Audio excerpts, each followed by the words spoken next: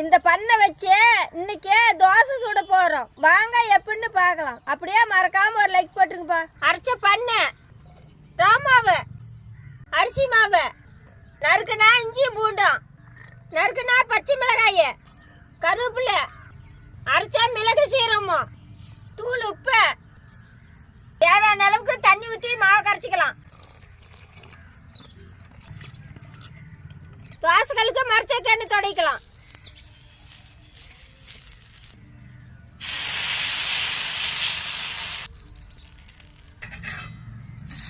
இதே மாதிரியே சுத்தமான மரச்சக்கு எண்ணெய் வேணும்னா இன்னுமே உங்க வீட்டுக்கும் பக்கத்தால மல்லிகை கடையிலயோ சூப்பர் மார்க்கெட்லயோ கிடைக்கும்பா. இந்த வீடியோ பாக்குற கடைக்காரங்க கிட்ட இந்த எண்ணெய் இல்லைன்னா கீழக்கிற நம்பருக்கு கால் பண்ணுங்கப்பா. பண்ணு தோசை சூப்பரா இருக்குது. நீங்களும் ஒரு நாளைக்கு வீட்டில் செஞ்சு சாப்பிட்டு பாருங்கப்பா.